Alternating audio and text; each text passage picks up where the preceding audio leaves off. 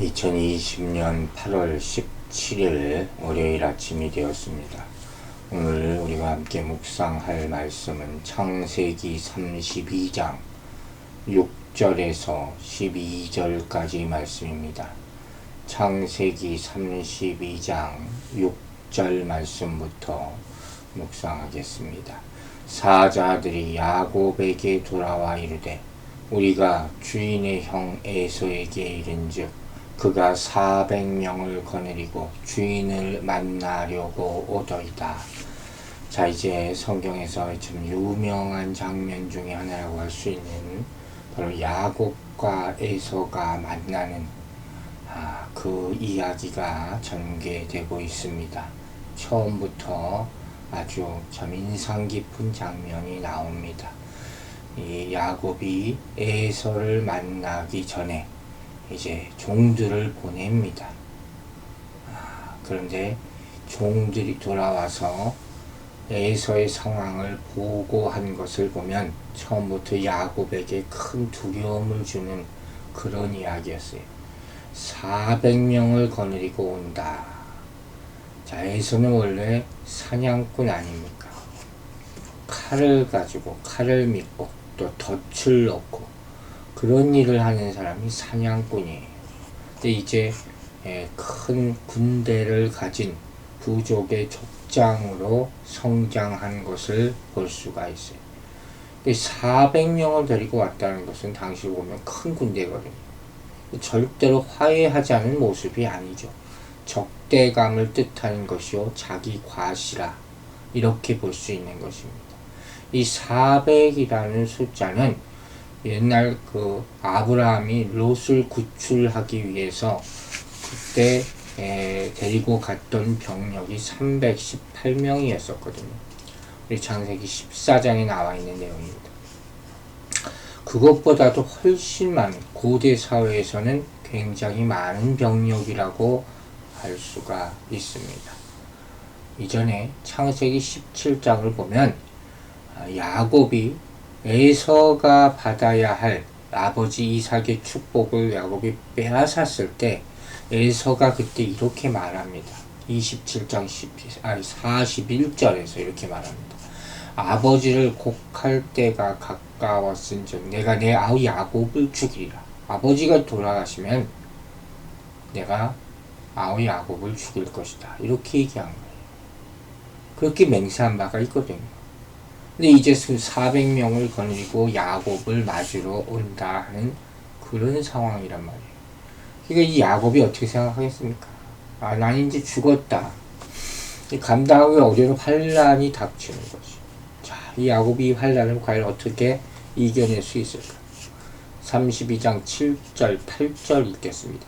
야곱이 심히 두렵고 답답하여 자기와 함께한 동행자와 양과 소와 낙타를 두 떼로 나누고 이르되 에서가 와서 한 떼를 치면 남은 한 떼는 피하리라 하고. 자, 야곱이 나름대로 또 꾀를 내네. 먼저 야곱은 심히 두렵고 답답했다. 절대절명의 상황이 아닙니까? 오도가도 할 데가 없는 상황에서 고통과 좌절감으로 지금 그런 처한 상태를 묘하고 있어요. 야곱은 형 에서의 성격을 잘 압니다. 자신에 대한 분노가 있다는 것을 알고 지금 400명 데리고 온다는 것을 봐서 분명히 나를 죽이려 하는구나 하는 것도 느끼고 있죠. 에서의 만남이 가까우면 가까울수록 그의 두려움은 어떻겠어요? 점점 더 심해지게 되는 것이죠. 이 두려움이라는 것이 하나님께 사용될 때는 경외감이죠. 그러나 사람에게 사용될 때는 글자 그대로 무서워, 겁이 나는 것. 그걸 의미하는 것입니다. 형 에서를 대면할 생각에 극심한 지금 근심과 스트레스에 빠지게 되는 그런 상황입니다. 그래서 어떻게 합니까? 꾀를 내서 자기 지금 소유를 두 떼로 나눴다.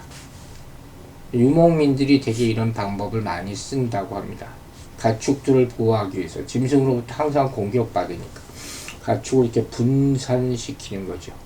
그래서 한쪽이 공격당해도 한쪽은 살 수 있도록 불의 습격에 대비한 자구책이라고 할 수 있습니다.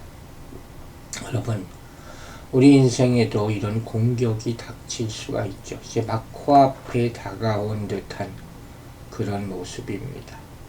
그때 우리는 하나님이 우리 자신을 지켜주시고 보호하심을 믿어야 될 것입니다.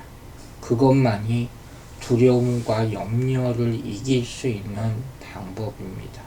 또한 이때 내 생각과 방법을 의지하지 않고 하나님께 기도하면서 간절히 우리의 생명을 보호해 달라고 구할 수 있어야 하겠습니다.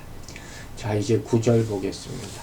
야곱이 또 이르되 내 조부 아브라함의 하나님 내 아버지 이삭의 하나님 여호와여, 주께서 전에 내게 명하시길 내 고향 내 족속에게로 돌아가라. 내가 네게 은혜를 베풀리라 하셨나이다. 자, 결국 야곱은 하나님께 도움을 요청하게 됩니다. 그죠? 동서남북 다 막혔을 때 위가 열려있다 하지 않았습니까?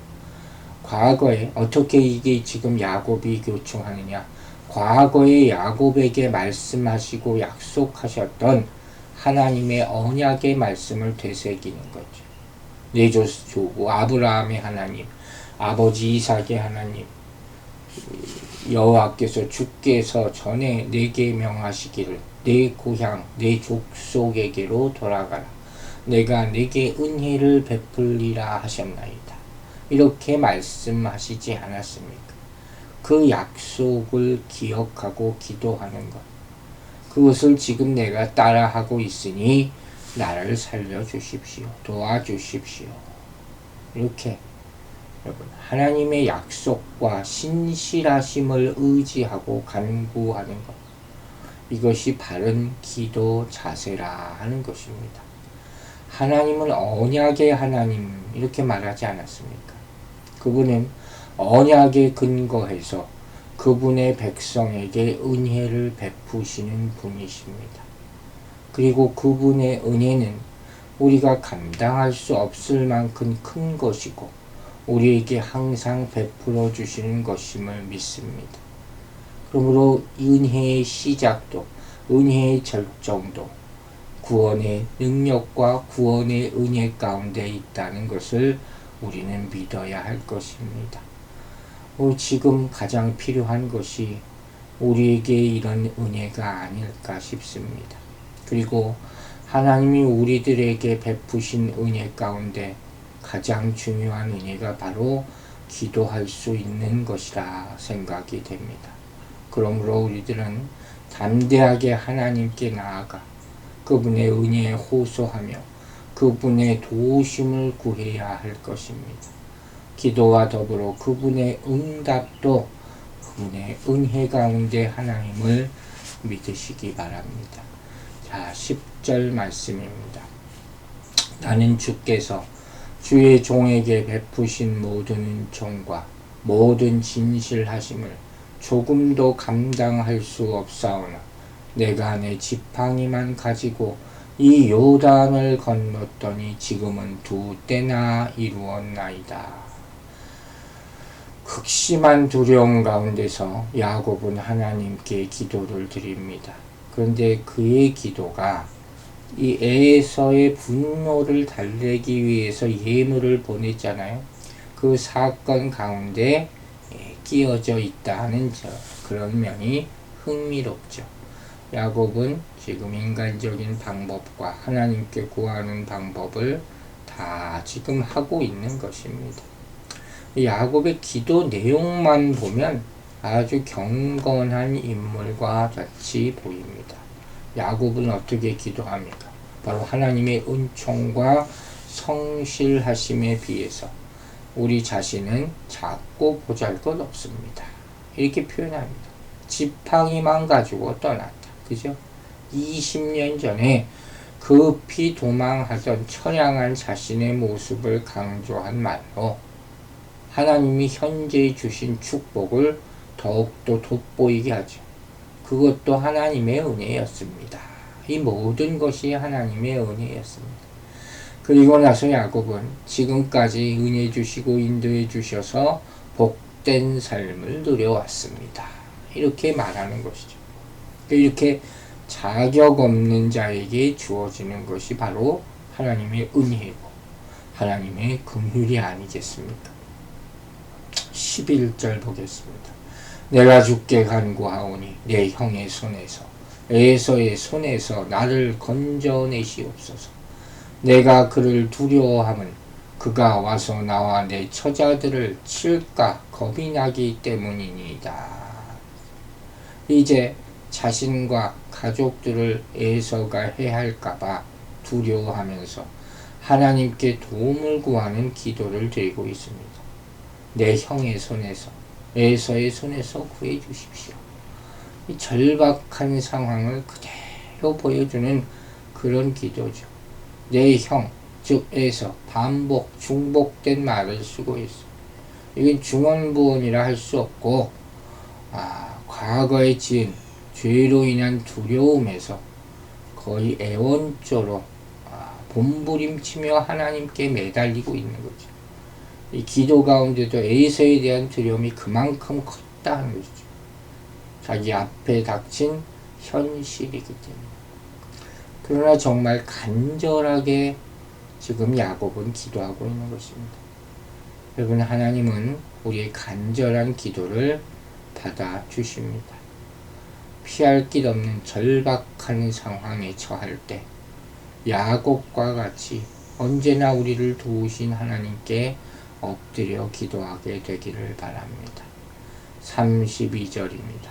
주께서 말씀하시기를 내가 반드시 내게 은혜를 베풀어 내 실어 바다에 셀 수 없는 모래와 같이 많게 하리라 하셨나이다. 야곱은 하나님의 약속의 말씀을 다시 한번 되새깁니다. 이 야곱의 기도는 과거에 하나님께서 베델에서 말씀하신 약속에 근거하는 것이죠. 28장 13절부터 나오는 말씀이죠. 하나님이 이 같은 약속은 야곱에게 뿐만 아니라 야곱이 고백하는 것처럼 그의 조상 아브라함, 이삭에게도 동일하게 하셨던 그런 약속입니다. 자, 야곱의 인생을 잠깐 돌아보겠습니다. 야곱은 이제까지 보면 이렇게 정도를 걷는 대인이 인물도 아니에요. 그렇게 완전한 사기꾼이다. 참 이렇게 얘기하기도 좀 그래요. 그런 위기를 벗어나기 위해서 또 자기의 인생을 위해서 늘 꾀를 내고 협상하던 약은 사람임은 분명합니다. 그래서 그 이름의 의미 자체가 커닝, 교활하다는 의미를 가지고 있죠. 그런데 하나님 앞에 가는 모습은 참 틀립니다. 참 기도하는 모습도 기도의 정석같이 얘기합니다. 그리고 이제 형 에서가 400인을 대동하고 오고 있다는 무시무시한 전가를 받고 나자 다급한 마음으로 다시 기도하기 시작합니다. 이전에 하나님께 받았던 약속을 붙잡고 엎드리는 거예요. 마치 이런 거죠. 하나님, 이전에 말씀하지 않았습니까? 할아버지에게 하셨던 것처럼 제씨가 바다의 모래처럼 수없이 많아질 것이라고 약속하지 않았습니까? 그런데 지금 이렇게 망하게 하지는 않으시겠죠. 내가 부끄러운 삶을 살았지만 이렇게 하나님의 약속을 붙잡고 기도하지 않습니까? 여러분, 이렇게 할 수 있는 사람이 바로 하나님의 자녀입니다. 그리고 이 기도가 아버지께 드리는 기도이기에 받은 말씀을 붙잡고 기도하기를 주저할 필요가 없는 것입니다. 여러분, 우리는 이렇게 기도로서 하나님 앞에 담대하게 나아가서 어려움을 아뢰고 도움을 구할 수 있습니다. 하나님은 우리의 기도를 들으시고 은혜를 베푸시고 응답하시는 분입니다. 그러므로 어떤 상황에서든 은혜를 주시는 하나님께 기도로 도움을 구하고 응답받는 우리 모두가 되기를 주의 이름으로 축원합니다. 기도하겠습니다. 하나님 아버지, 오늘 우리는 또 간절한 마음으로 아버지 앞에 엎드립니다.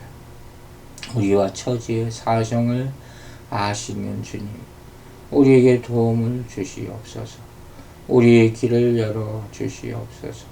주께서 말씀하신 것들이 이루어지게 하여 주시고 이 어려운 상황을 극복할 수 있도록 믿음을 더하여 주시옵소서.